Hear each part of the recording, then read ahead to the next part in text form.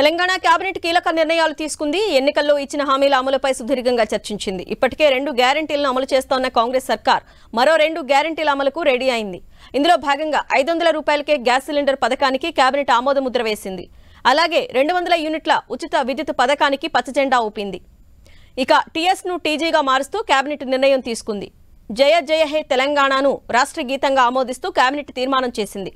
ఇక ఈ నెల 8 నుంచి తెలంగాణ బడ్జెట్ సమావేశాలు ప్రారంభం కానున్నాయి. ఇప్పటికే 2 గ్యారెంటీలను అమలు చేశామన్న మంత్రి పొంగులేటి శ్రీనివాసరెడ్డి మిగిలిన 4 గ్యారెంటీలను త్వరలోనే అమలు చేస్తామని చెప్పారు. ఇప్పటి వరకు 14,25,00,000 మంది మహిళలు ఆర్టీసీ బస్సులో ఉచితంగా ప్రయాణించారని తెలిపారు. తెలంగాణలో కులగణనకు కేబినెట్ ఆమోదం తెలిపిందన్నారు పొంగులేటి.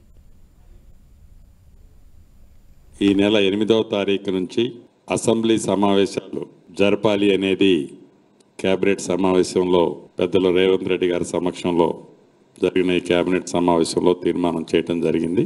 కులగణన ఏర్పాటు చేస్తామని చెప్పాం.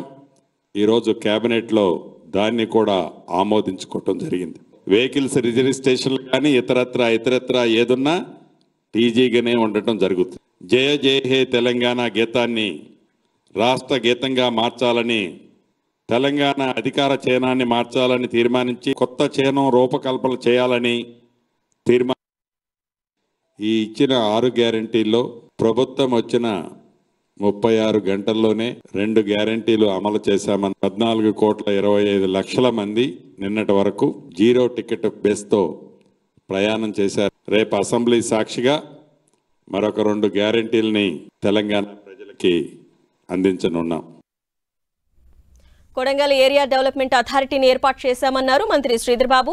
ఐటీఐ కాలేజీలను అడ్వాన్స్ టెక్నాలజీ సెంటర్గా అప్గ్రేడ్ చేయాలని, నూతన హైకోర్టుకు భూ కేటాయింపుపై కూడా కేబినెట్ నిర్ణయం తీసుకుందని తెలిపారు. 6 గ్యారెంటీల విషయంలో అనుమానాలు అక్కర్లేదని, గత ప్రభుత్వం తెలంగాణ ఖజానాను ఖాళీ చేసి వెనక్కి తగ్గబోమని మాటిచ్చారు. వ్యవసాయ శాఖలోని ఖాళీలను నింపాలని నిర్ణయించామని, ఉద్యోగాల భర్తీ అంశంపై కసరత్తు చేస్తున్నామని, సంవత్సరంలోనే 2 లక్షల ఉద్యోగాలు భర్తీ చేస్తామని హామీ ఇచ్చారు. అహంకారపూరితమైన చిహ్నాలను మార్చాలని కేబినెట్ నిర్ణయించిందన్నారు. కొడంగల్ ఏరియా డెవలప్మెంట్ అథారిటీ ఏర్పాటు చేయాలని, అదేవిధంగా రాష్ట్రంలో ఉన్న 65 ప్రభుత్వ ఐటీఐ కళాశాలలను అడ్వాన్స్ టెక్నాలజీ సెంటర్స్గా అప్గ్రేడ్ చేయాలని రాష్ట్ర కేబినెట్ నిర్ణయం తీసుకున్నారు. తెలంగాణ రాష్ట్ర హైకోర్టుకి 100 ఎకరాల భూమిని కేటాయించేందుకు మంత్రిమండలి ఆమోదం తెలిపింది. ఖైదీలకు సంబంధించిన క్షమాభిక్ష అమలు చేయాల్సిన విషయంపై వారి విడుదలకు అవసరమైన న్యాయపరమైన చర్యలు తీసుకోవాలని సంబంధిత అధికారులకు ఆదేశించడం జరగడం